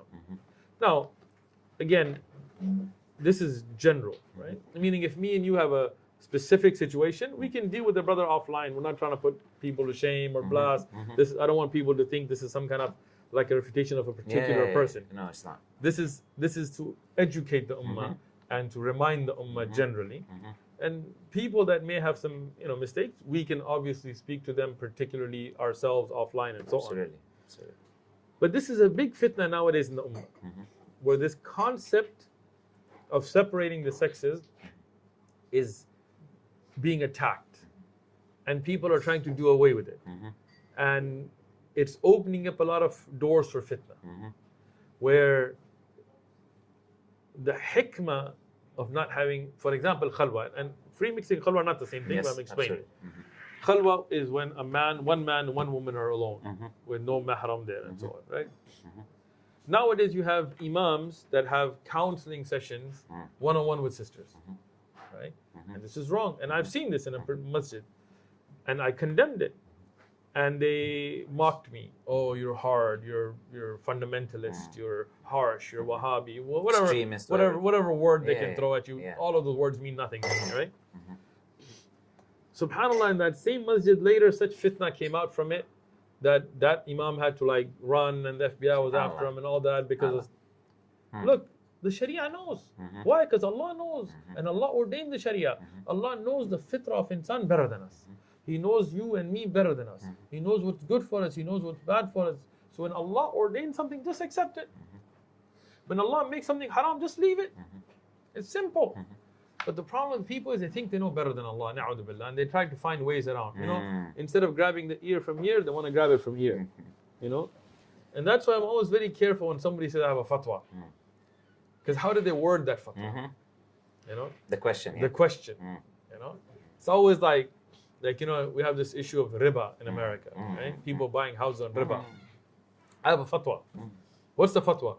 Sheikh, I'm about to become homeless and there's no other way, and I have 9 kids and this and that, and then there's no other way, I'm forced. Can I do it? And then you have no kids and you're taking that fatwa. Like that's wrong. So everybody knows that men and women that are not mahram sitting together, faces uncovered, looking at each other and things causes problems. Just kill it. Let it go. Down. Get rid of it. Why do you need it? Why can't we deal with these issues without this? Right? Yes, sometimes street dawah, you can't. Like if you're at Speaker's Corner, someone asks you about Islam, you can't be like, here, like cover up. No, right? Okay, I understand that. But if me and you are going to sit, like we're sitting and doing a discussion right now, why do I need to bring a sister to sit in here with you? Right? If her input is needed, she can give it in a way that she's not facing me. Absolutely. You know? Yeah, subhanAllah. And this is the thing, like in da'wah, we're again, So what we're saying so far is, look, free mixing can be allowed in the cases of necessity, not because it's free mixing, but every shari'i ruling in cases of necessity is allowed, right? So in the da'wah, if you're doing street da'wah, the woman cannot be doing street da'wah and you get someone coming stabbing her or doing... She cannot, this is not a place. Da'wah is been prophets have been men. This is how Allah Azza wa Jalla have sent them, right? So it's a case of necessity that we would have to deal with the woman, this and that. Okay. But right now, if I go and bring a sister, you know, like whoever sister who has a social media, come sit down here. And we joke a little bit, you know, open up. SubhanAllah, just be generous and this and that, right?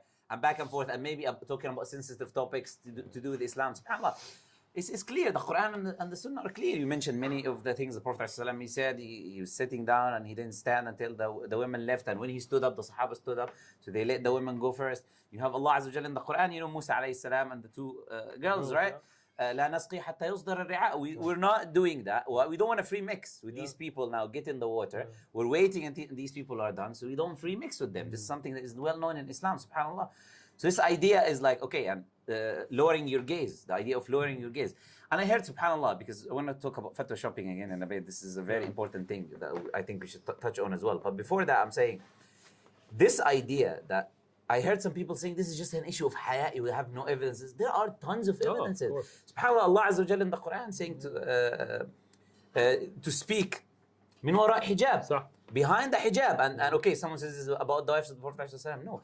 العبرة بعموم النص لا بخصوص السبب. Yeah, okay, this is revealed in a specific thing, but it's a general text. It's applied. are also the qudwa, the example for the believing women. Absolutely. And Aisha radiallahu anha, the hadith sahih, where she says that Rasulullah, when the woman would ask him from behind the curtain, you know, and they would even pass the question at times from behind the curtain. Behind the house. Yeah.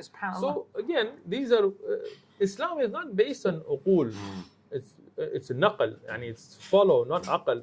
So we look at evidences, and all of these things, Quran and Hadith are the evidences, and you cannot take fatwa out of context, and in the end, another thing is, you know, Sahabiyat would ask some questions that were sensitive due to necessity of asking those questions that time, but they would never discuss things in a vulgar manner.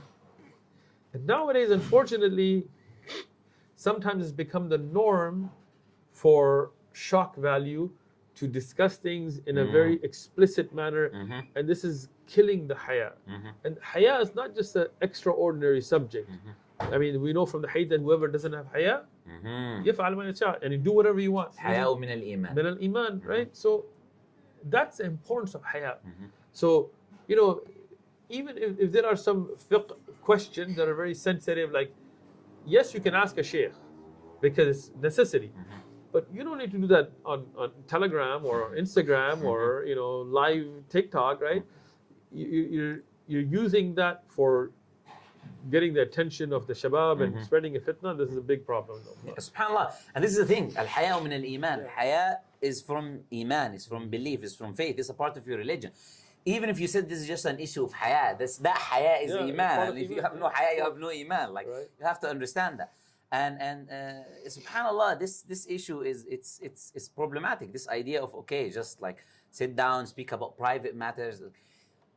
And this is always, subhanallah, the balance. Like with the Prophet ﷺ, the man came to him, he said, Ya Rasulullah, إذن لي بالزنا. Right? Allow me to do zina. And the Prophet ﷺ, he said, would you be okay? This is the same question I would ask to anyone who's in this situation.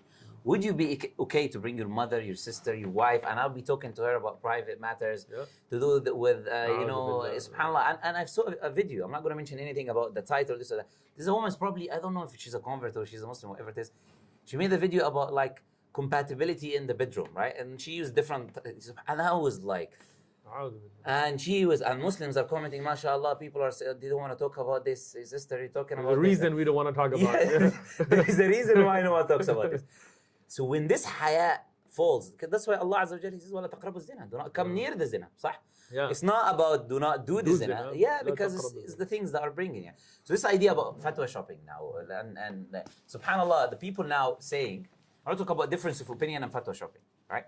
When is a difference of opinion a difference of opinion? Because a lot of people are misusing these terms. When is a difference of opinion a valid difference of opinion to begin with? And when are you allowed to take someone's fatwa over another person's fatwa? Yeah. First thing is, we need to understand the difference between differences of opinions. Sometimes there is a valid khilaf bain al-ulama, right, between the scholars of Islam, because they have evidences.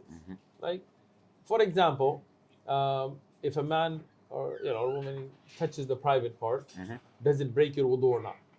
Right? There is two. Yes. I mean, there's more than two opinions, but basic two opinions. One is that yes, it does. One is that no, it doesn't. Now again, you can go further into with shahwa, duni shahwa, and so on. Now here, the ulama that take these different opinions have evidences.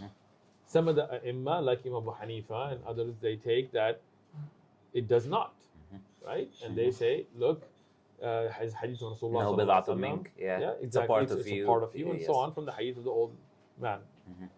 Some ai*imma and ulama, they say yes, it does, and they bring the ahadith. Exactly. Yes, so absolutely. both sahih ahadith. Now, Shaykh Ibn Taymiyyah, for example, he brings them together by saying, lamas bishahwa, so he says it's mustahab, yes. Istihbab, and so on. And he brings also the issue of shahwa and duni yes, shahwa. Yes, in the Maliki school as well, in the Shafi'i school. Hanabila have both aqwal as well. This is a valid khilaf. We don't break the ummah on this, we don't criticize because there are clear evidences. Now, what's the strongest opinion based on evidences? This is something for ulama to explain, and the scholar that you know and trust and you get the evidences from, then you follow that opinion. On the other hand, if somebody says, following hadith or not, is difference of opinion. No, there's no difference of opinion on this, right? Ijma'an, by the consensus of this ummah, Imam Shafi'i spoke about this ijma'. After him, every major scholar that wrote about the issue showed consensus of the Muslim ummah, you follow hadith. There is no difference of opinion on this issue. Today, some guy can pop up and say, I don't believe in hadith. Well, they can burn in hell. It doesn't really matter. But the fact that from day one, the Sahaba, they followed the Sunnah, the hadith, the Tabi'un, the Taba Tabi'un, the recorded, preserved, and followed hadith, and the great ai*imma all the way down from Ibn Taymiyyah to Ibn Rajab to Ibn Kathir, every single alim that you can mention, so on, right? That shows you that this is something that is no disagreement. So don't say there's difference of opinion, because there's not, right? Now, when there is a valid disagreement, it doesn't mean every disagreement is valid, right? What does that mean?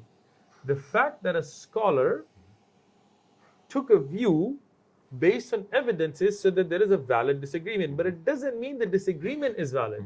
What do I mean? Let's say a scholar said that eating meat that's been cooked invalidates your wudu. And this is the opinion of some of the ulama. But we have a hadith that show that this was mansukh. There's something that was abrogated.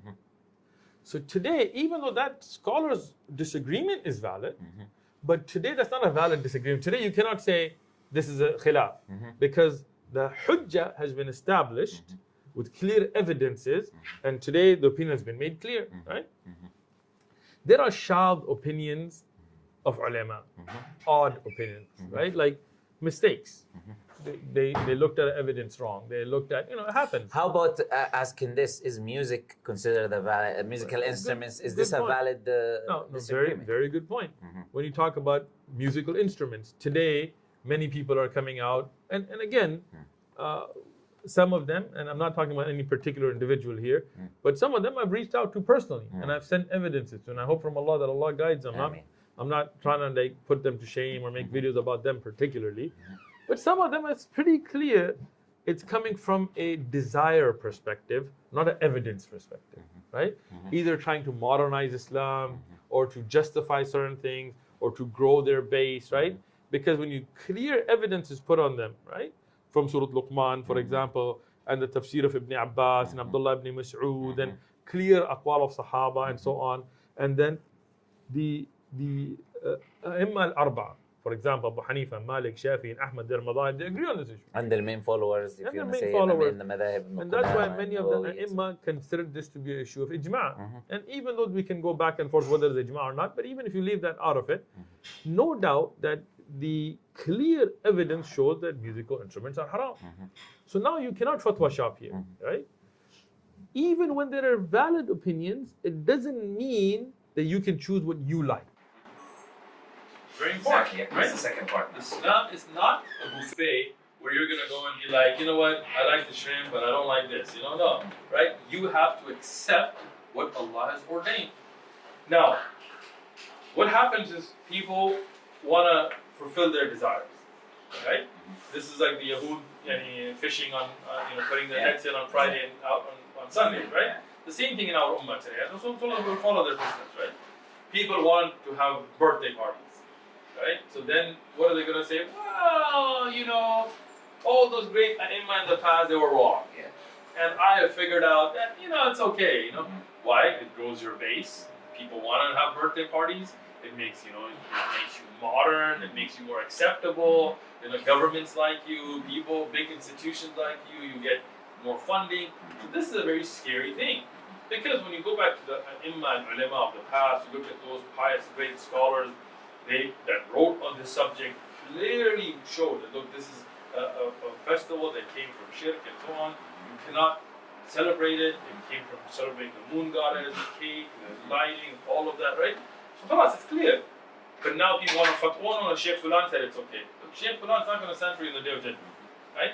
This is just like the Yahud and Nasara, when the Quran talks about them worshipping their priests. And some of the Sahaba that had become Muslim from being Christians and Jews, they said, Ya Rasulullah, we didn't worship them. The Rasul told them, didn't you take halal what Allah had made haram? And didn't you make haram what Allah had made halal? You worship them. So if Allah made something haram and you're taking the fatwa to try to get out of it, then you're worshipping that shaykh. And that will be something on you on the day of judgment. So we cannot do this. Every one of us should have somebody we take knowledge from, a person of knowledge, whether we know them personally or not, so on, right? Somebody who gives clear evidences, somebody who's on the Quran and Sunnah, and we should follow with evidence what they give us. It's not like, I like you, Shaykh, but in this one issue, I want to go take this Shaykh's fatwa because it makes it easier for me. This is following your nafs, your desires, and it's very scary. Now, about something to do with the da'wah scene and this and that, there's a lot of like back and forth. There's a lot of pity back and forth, childish back and forth. There's a lot of lay public who are confused, they don't know what's going on, and I'm sure you get a lot of these people coming to you. And like, what advice would you want to give first to the people doing this back and forth, and then secondly to the people watching, right? This back and forth as well. Like, look, I'm not a drama queen, so I'm drama free. I'm a da'i, so I go give da'wah. That's how we should be, right? Look, if you have issues with somebody, talk to them. Put them aside, give them a call, sit down with them, have some tea, brothers, talk about it. Two sisters have issues, talk to your sister, If you don't resolve the thing online, offline, maybe you can address the issue. If you really have to address the issue with the person because of some reason, do it in the way of nasiha. Right? But today, everybody, it's very sad, I'm not saying everybody, but a very big number of Muslims, du'at especially, are just waiting for somebody to make a mistake or to say something, and are just using that opportunity to get, view. Even maybe they don't even realize it. I'm not trying to judge their niyyah, but this is what it's coming off as, right? Meaning that, let's say, Habibi, Mohammad Ali, you make a mistake. Allah protect you, right? I have your number. I'll give you a call. How you doing, brother? Assalamu alaikum. How's life? Everything good? Family? Hey, you said this, I heard this hadith. Maybe I'm wrong. Right? Maybe you'll be like, hey, no, here's a hadith. And I'm like, oh, jazakallah khair. Done. Or maybe you'll be like, oh, barakallah feek, khalas. I was wrong. I'll take it back. Or maybe we'll disagree. And you'll say, look, there's a hadith, and I'll say the hadith. You'll say shaykh, and I'll say shaykh. And we'll say, okay, you keep yours, I did my job, I gave you a nasiha, so. But this online back and forth is killing our youth. Look, sometimes things happen. Sometimes there's a conference and somebody wants to do something a certain way, and it happens. Okay, I get it. But then just let it go after that. Khalas. But this back and forth and video, I get calls from a lot of the youths from different parts of the world that were caught up in drugs and gangs and things like this, and they saw my video Maybe My Life, and they changed, and then they start getting into watching the da'wah videos, and then they see the du'at bickering like little, children back and forth, and sometimes it destroys their iman. They leave the whole good path because they like both the du'at and they just get destroyed. So, leave the drama for your mom. People don't understand that statement, People say something like they're talking about people's moms. Like, oh, what does that mean? Your mom loves you, right? No matter what kind of a drama queen you are, she'll listen to you because she loves you, right? But don't bring it to us. Go home, tell your mom about it. She'll pat you on the head, give you some hot milk, and you'll be good, right? It's your therapy session, But when you do it back and forth online, it causes a lot of harm, and especially when it's done out of spite. Oh, I heard a rumor about Muhammad Ali. Oh, let me get it on my show so I can. And people and then again, you people watching are part of the problem. Go click on those videos. Leave those drama videos alone. Whether it is da'wah to a Christian or an atheist or a kafir, yes, that's a good video. You can learn how to give da'wah, how to respond. Whether it is durus and fiqh and hadith, yes, those are great videos. Click on those. When it's like Muhammad Ali exposed, Muslim lantern exposed. I said this about me. I said that about him. He was doing this. He was doing that. Ya Allah. And the jealousy, the hasad that some people have. Allah, I ignore them. Barking dogs from Lebanon to donkeys in Birmingham, I just ignore them. Why? Because it's not worth my time. I don't need to respond. But this is the thing, once you get better known, everybody wants to use your name to find any fault, whether it exists or doesn't, just to get views. And people that click on those videos, this is a problem. Because then it encourages this drama culture. Forget all this. What a beautiful hadith. In this hadith, there's 3 Sahih hadith. Go and have zeal, cling to that which benefits you. Be keen on that which is beneficial to you. What does me and you back and forth have to do with anybody? What is that going to benefit anybody? Right? What is he said this and no, I said this to him and then he said this and oh, you said this about me and وَاسْتَعِينُوا بِاللَّهِ. Ask help from Allah. Spend time in dua. Turn back to Allah. Make dua for your brother. Wallahi, sometimes a brother does something and I make dua for him. I don't tell him, I don't tell anybody else. Instead of going and making video right away, I go make dua for him. And I've seen good in my own life from that. Alhamdulillah. وَلَا تَعْجِزْ.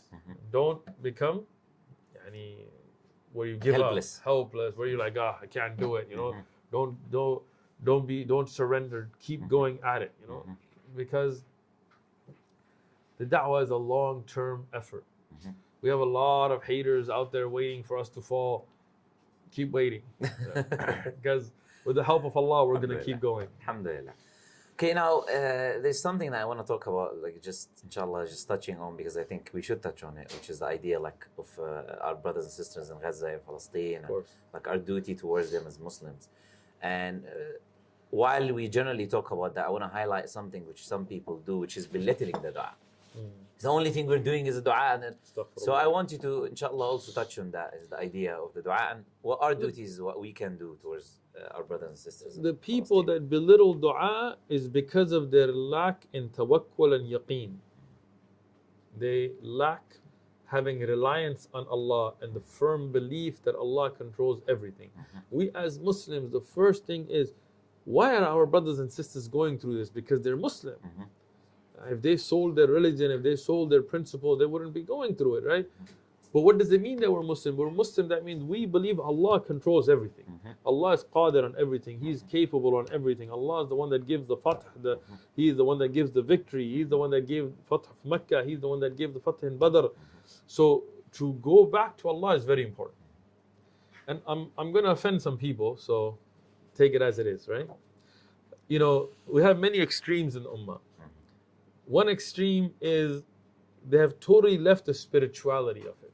Right? Meaning when this first started, the first thing we did in our masjid is we started qunut. And that's from the sunnah. Until today we're doing it. Can we tell the people what qunut is? Yes. So qunut is the dua and there's two types: qunut al-witr, which is done in the last rak'ah occasionally, and then there's qunut al-nazila, which is the dua that is made in the end of every salah, in the 5 salawat, and then especially in Fajr, due to a calamity that came upon the ummah, right? To ask Allah for victory for those people, and ask Allah for protection for those people, and to ask Allah to stop the harm and destroy those that are harming the ummah. This is the qunut that Rasul ﷺ has prayed in Sahih Ahadith, and you will find this in the works of like Ibn Qudama and early A'imma and Ulama have explained it. So we started that. Why? Because we realize that the first and foremost thing is that Allah is the one that gives victory. Our dua, our turning to Allah is very important. The dua is the weapon of the believer. This is the shield of the believer. There's so many, things we could talk about, but this is a very important thing. And people have totally left it. And what have they done?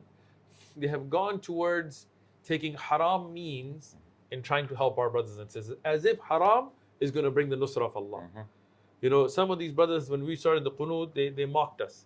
And they said, oh, you're just going to go make dua to Allah and that's it. And what did they do? They went and they did the dabka. They were doing the dabka. They were doing dancing with kuffar, holding hands with women and music. You think the dabka is going to free Palestine? You think that's going to bring the nusrah of Allah? You think that's going to bring the malaika like it did in Badr?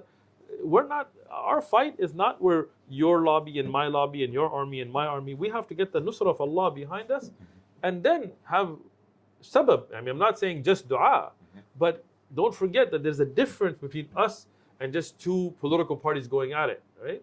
So that is the first extreme when people reject the dua altogether. The other extreme is where they only think about the dua. They don't think of any other means we can help our brothers and sisters in Gaza, in Palestine, and in other parts of the Muslim world. We're just discussing Gaza because it's going on, and it's definitely, with the tens of thousands of innocent lives that have been killed there, and children, even the UN now is saying around 12, 13,000 children, infants. So, of course, this hurts us as human beings, as Muslims. But there are Muslims that are struggling and being killed in India. There are Muslims that are struggling in China. There are Muslims that are struggling in other parts in Sudan and other parts of in Yemen and so on. And again, all of those, we feel the pain and we have a responsibility. Whether it's giving sadaqah, whether it's giving, at least our voice. Today people are scared people mock it. Like people make a joke out of it when not realizing that, imagine if you were in that situation. Imagine if you were there and bombs were dropping in hospitals and so on, and some Muslim sitting very comfortably in some country was mocking his drink with you. We don't do that. We have to be sensitive for our brothers and sisters. We have to have that pain in our hearts for our brothers and sisters. Now, at the same time, doing foolish things like killing innocent people will definitely not help. And that's not the Sharia. The Sharia has rules and regulations. We don't, but even in jihad and qital, we don't kill innocent, we don't rape, we don't massacre, we don't do these things because Allah has made up haram. Rasul ﷺ has shown us the usul, the principles of even fighting, right? So if somebody thinks helping Palestine means he's going to shoot up a mall somewhere, that's stupidity. How is that going to help anything? That doesn't make any sense. Now, the balance of the ummah is always in the middle. Is wasat, the middle path, So we don't go towards haram, we don't ignore, we don't go towards extremism. We think, okay, what's productive, right? So dua, everybody can do. Every woman, every child, every man, every foreigner, even if you're in prison, you can make dua. That's even if you're in a hospital, you can make dua. So let's start with that, right? Giving sadaqah. Instead of wasting money on, $300 shoes, if you give $300 of money that can actually reach our brothers and sisters and help them with food and medicine and whatever else, this is a beautiful thing for us to do. The next thing I'm going to say, and it's very important, is to raise your voice. One of the things the positive that we've seen now, unlike the earlier massacres that have also gone on in the same land and other Muslim lands, is the narrative is not as controlled anymore because of social media. because of people like me and you, people that are watching, because of those people, now what's going on is those big media companies like CNN and Fox and News, this and that, and BBC here, they can't just control what you see. People on TikTok and Facebook and Instagram and Twitter and YouTube are putting videos, and even though they're trying their best to censor it, and even most of the videos that we even mentioned, Palestine get strikes. I on have them. videos, they took it down completely. Yeah. Our brother Sneeko, may Allah protect him, same thing, you know. But even with all that, people around the world are seeing what's going on. And we have many people in San Diego that came, and you can see the videos on the One Message Foundation channel, where they became Muslim because they saw the people of Gaza and they saw the videos and their iman and their strength, and from that they became Muslims. And we have many popular personalities that have also recently been becoming Muslim because of it. And many non-Muslims are standing up for Muslim causes because people raised their voice. People talked about it. People posted about it. People at workplaces, at schools, at universities, and with proper, be careful, I don't want to get kicked out of school or get fired or anything, but within the laws and rules and regulations, they spoke about the issue and raised awareness. That's another thing we can do. Right? Past that, we have to think long term. Muslims have very short-sighted thinking. You know, many Muslims are like, overthrow the Muslim government. Okay, so now you have this issue going on here, and now you're starting a civil war. Like, you really think that's going to help, you know? And then if oppressive powers bring overwhelming force, that civil war is just going to be crushed, and it's going to be worse than it was before. And if the leader was Muslim, then, you know, attacking him would be wrong anyway, you know? So even if in a situation the leader was a kafir, I mean, he did something, but then you caused more harm in the ummah again, right? So think long term, right? Think, okay, how can we start educating the ummah? How can we start uniting the ummah on the subject? How can we start influencing our well-known representatives and leaders by showing them what's going on and advising them privately and in loving ways that can then change the course of a country's decisions? And it can happen. But we need to do it with hikmah, with wisdom, right? Long-term planning. Like I said, you know, I'm sick of people sitting around just complaining, sitting on their couch at home and, you know, this king, he hasn't done it, and this, what are you doing? Do something yourself. You drink alcohol, give that up.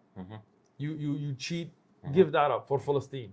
You know, you don't make 5 times salah, let's start with that. You know, do something yourself. You know, you haven't talked to your neighbors about it, go and talk to them. You know, go and talk to the governor of your place and say, hey, you know what, I love you, I want good for you and for our country, and hey, for our future, why don't we unite with our other neighboring place that we've been warring with and stand up together for Palestine? You know?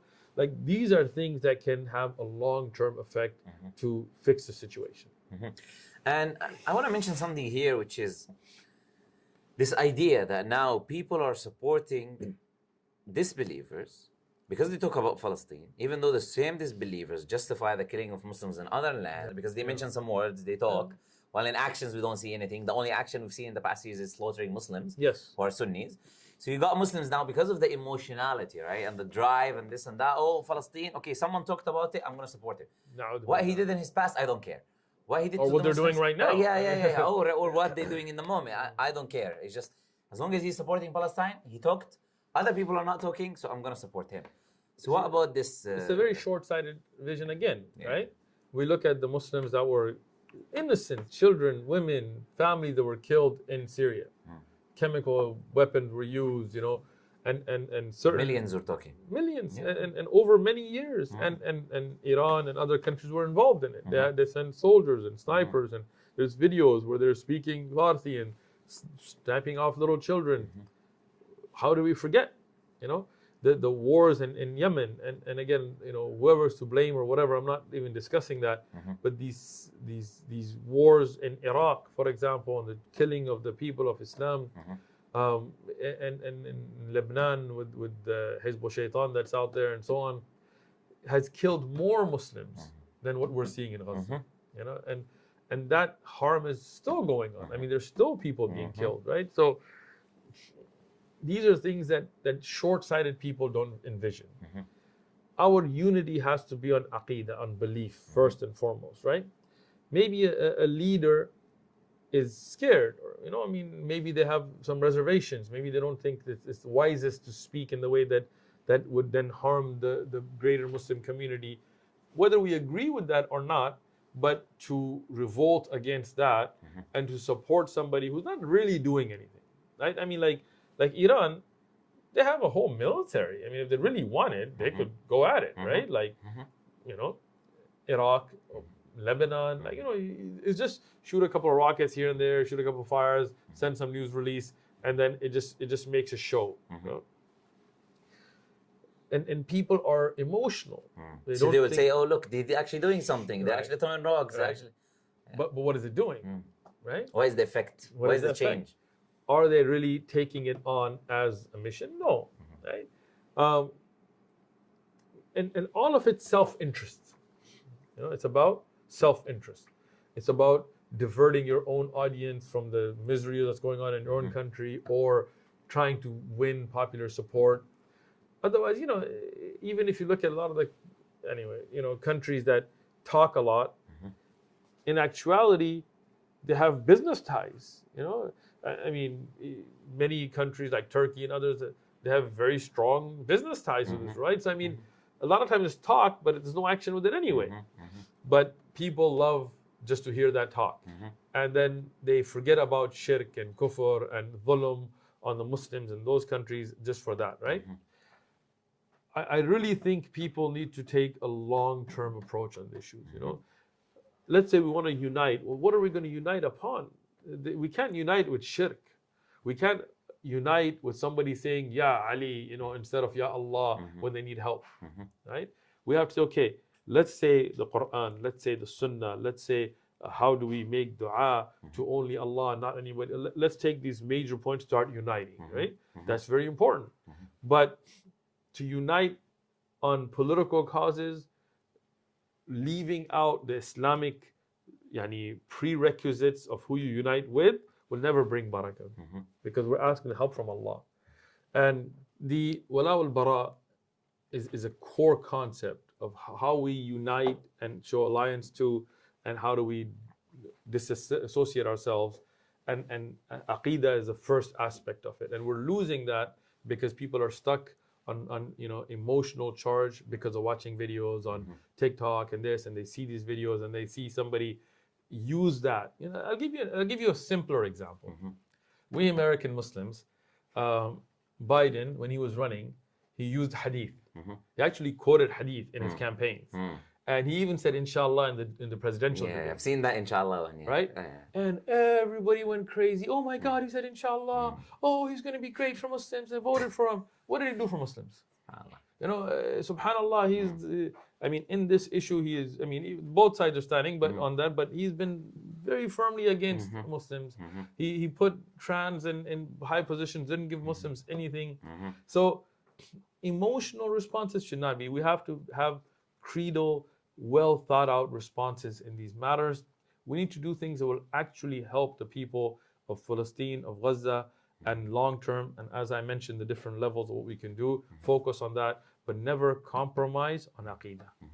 Because whatever who you unite with, whatever you do that doesn't please Allah Azza wa Jal is never going to result in victory. Exactly. It's just going to result in the opposite.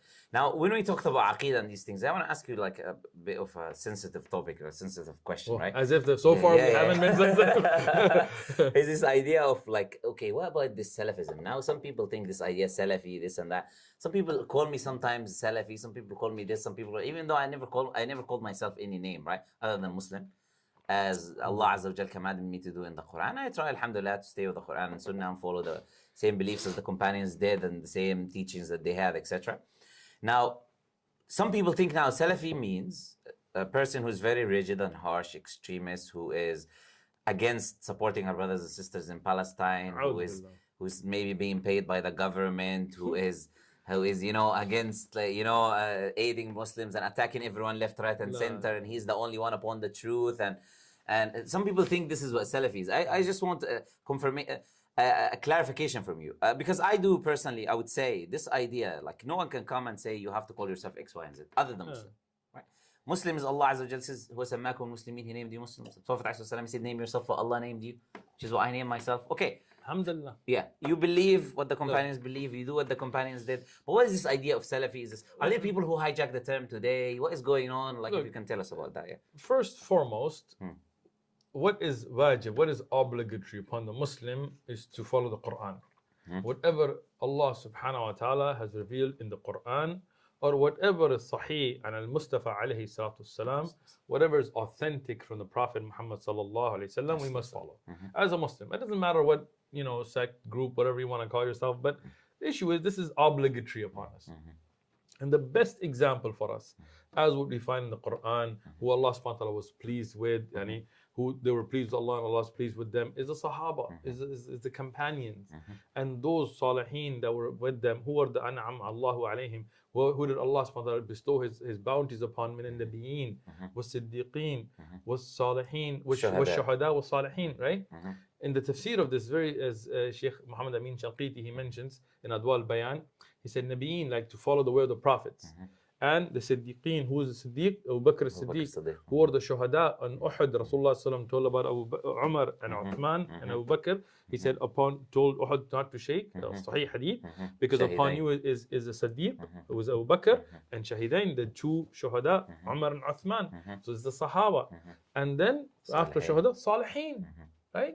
Who are those? Right? Those Tabi'un, the great Imma, like Sufyan al-Thawri and Sufyan ibn Awayna and Abdullah ibn Mubarak and Hassan al-Basri and the great Uwais al-Qarni and so many great tabi'un. For example, you look at Imam Abu Hanifa, the great faqih, and Imam Malik and Imam Shafi'i and Imam Ahmad, and then after them, Imam Bukhari and Abu Dawud. So we as a Muslim ummah, we're ordered in the Quran and Hadith to follow the Quran and follow the Sahih Hadith and the best of the generation. That is upon us. We don't have to walk around with labels and try to challenge each other like, brother, you ain't Salafi enough for me, brother, get it tattooed across your back or some like these kinds of things that people have made into it. No, you may follow a sheikh that, alhamdulillah, as long as he's on the Quran and Sunnah, that's okay. And my sheikh may not agree with your sheikh. That doesn't mean we sit around and refute each other all day and as if we're some kind of masters of the dungeon keys or something. I can throw you off the manhaj and no, right? But again, we do want to follow the best of generations. We don't want to innovate in the religion. We don't want to coming up with new things. No, what those Sahaba and Tabi'un and Taba Tabi'un, those Salaf al-Salihin, what they saw as the religion is the best. This is what Allah, this is the Rasul Sallam said, this is the best generations and so on, right?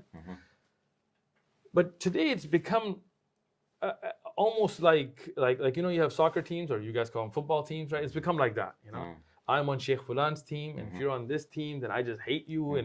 And sometimes Shuyukh may have a personal disagreement that's between them, right? Imam Bukhari and Imam al-Duhili had a very harsh disagreement, right? It led to a lot of things, but the Ummah didn't allow it to divide the Ummah over it, right? You didn't become Bukharis and Duhilis, right? You still stayed together and you let them deal with their internal issues.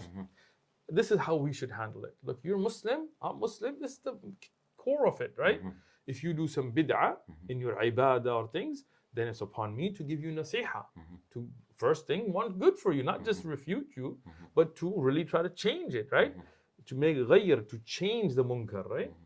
This is the first thing, right? Secondly, if your sheikh holds a view and my sheikh holds a view, and they're, like we discussed earlier about what is a valid view and evidences, khalas, no problem, right? Imam Shafi'i held views that Imam Malik didn't, and Imam Malik held views that Abu Hanifa didn't, and Abu Hanifa held views that Imam Ahmad didn't. They didn't go around refuting each other. They didn't go around telling your students, don't sit with this person, he's a person of bid'ah. No, okay, this is not the way to go about things, There are valid disagreements that we have to respect.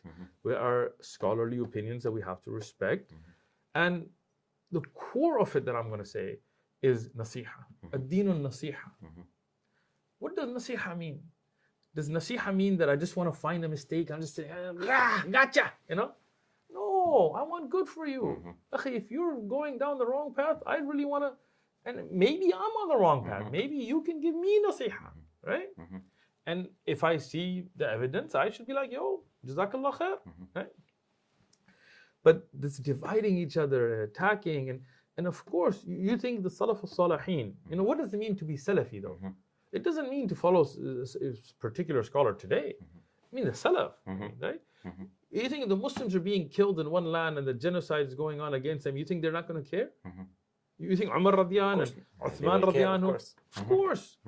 If you look at the earlier generations, even the not so salih of them, and I don't want to get in detail, but if one Muslim woman was disrespected in land, they would bring a whole army to attack. That's the Salaf al-Salihin. I'm just going to end with this, right, on the subject. Salafi is not a banner.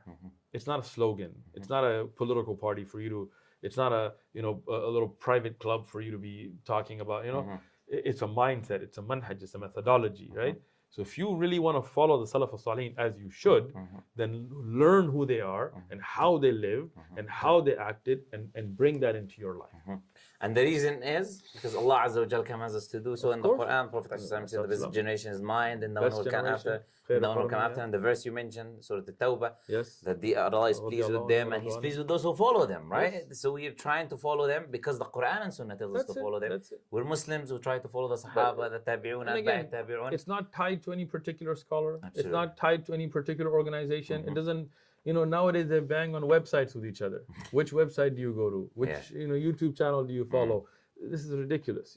Dividing the ummah on these things those who want to follow the Salaf al-Salihin should be the most compassionate and caring about the Muslim ummah in Kashmir, in Chechnya, in Russia, and in every part of the Muslim world. We should follow them in their akhlaq, in their mannerisms, in their zuhud, in their not loving the dunya. Like that is truly following them. And no doubt in Aqeedah, there is a very clear Islamic belief. And whether you call it following the Athar or following the Athari, or at times we're called the Hanabila, whatever. That's not the point. The point is what do you follow? Do you say the Quran comes first, Hadith comes with it, Salaf al-Salihin's understanding, or do you say a later innovated way is better? There is the distinction. Yes, subhanAllah, and this is what I would say for people to consider and think about, because when you say you call yourself Muslim, some people they come and say, but everyone calls themselves Muslim. But the same can apply for any name you call yourself. You can call yourself Salafi, and everyone can call themselves Salafi. It doesn't mean they are. Even the Khawarij and stuff, they call okay. So it's all about what you believe and what you teach and what you're upon and how you behave and how you act. So you just be a Muslim, follow the correct beliefs. If you want to use names, that's why they started using this name Hanbali later on for a specific group, so they can say this is just Imam Ahmad's belief. Yes. It's not everyone's belief, right? So it was a way to distinguish, okay, we follow this Imam, you follow that Imam. It's not about any Imams, it's about the Quran and Sunnah of the Sahaba. They were upon this belief. The Hanabila, why were they associated with the Athari creed? Because they were the forefront of defending it, right? If you look at Al-Barbahari, and it was early on, and of course later with Ibn Taymiyyah, Ibn al-Qayyim, and Shaykh al-Islam, and then others, Imma like Muhammad al-Wahhab and others later. It's not about the individual. Like, that's why I never tie it to an individual.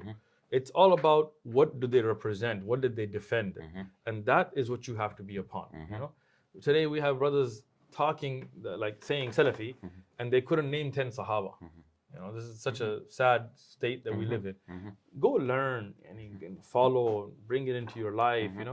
Today you have a brother that won't say salam to you because you were sitting with another brother, whatever. And I mean, this is the way Salaf al-Salihin, were they like this? Were they, did they stop salam to each other because you don't listen to my shaykh? It's ridiculous. SubhanAllah. So now about, just we want to finish on a few different things quickly, inshallah. First, the idea of scholars, right? And now people saying these scholars are not scholars because they're teaching the people the religion, but they don't talk about politics. Until they talk about politics, they be the real ulama. So if you speak about politics, you become the sheikh, the alim, the muhaddith, the imam. If you don't speak, then you are a sellout, paid agent, and all of these different things. This is another, may Allah reward you for bringing these subjects up, because these are all things that I wanted to address anyway. Look, first thing, you don't know the situations they're in. You don't know the private nasiha they may be giving. I was on a podcast and with a brother, and it's online, and he was saying nobody is advising the rulers. So that's not true. I know ulama personally, right? Who I personally have sat with, that do sit with kings of certain countries, I'm not mentioning names, and give them nasiha on subjects. Now, whether the king takes it or doesn't take it, and so, but they do. I know it personally. I've sat with them. Even right now, I was on a tour, of the Khalij and stuff, and I met many very good ulama that don't publicly come out and talk about many political things, but they do go and sit with leaders. And I sat with people who are members of royal families, and we gave nasiha, we gave advice. So just because they're not on TikTok doing it doesn't mean they're not doing it. Don't assume that. And don't think their scholarly abilities has anything to do with that. This is just stupidity, that they're sellouts and they're, how do you know? And who made you the judge? Who asked for your opinion, to be honest? When I was in San Diego one time, I was giving a dars, fiqh dars, and one brother raised his hand in the QA. He goes, what's the hukam on Islam of the king of Kuwait? Is he Muslim or kafir? I was like, first thing, I didn't even know Kuwait had a king. I mean, and I don't even know his name. So why would I know about his Islam? Secondly, I don't live in Kuwait. And I asked, Akhi, do you live in Kuwait? No.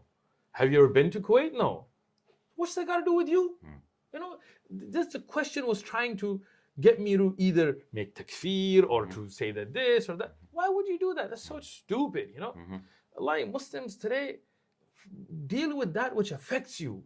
Like, fix yourself, better yourself, better your community, better those around you.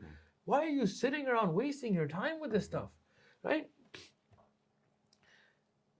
Ulama at times are going through such hardships, but you don't see it.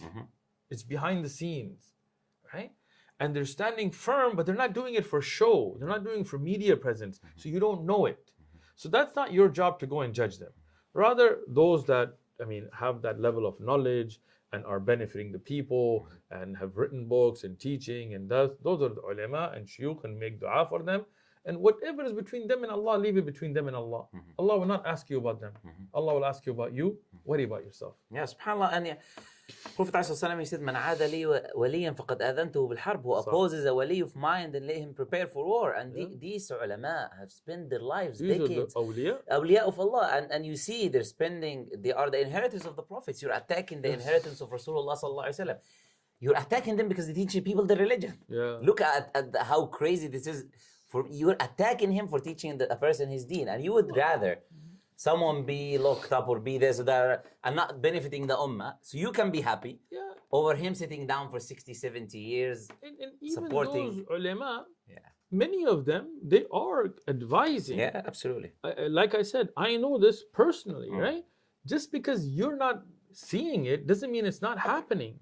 And even if their advice is not listened to, it's not their fault. They're doing their best. Make dua for them. When these ulama die, that knowledge will be lost, as the hadith of Rasul alayhi salatu wasalam, and wallahi will miss it.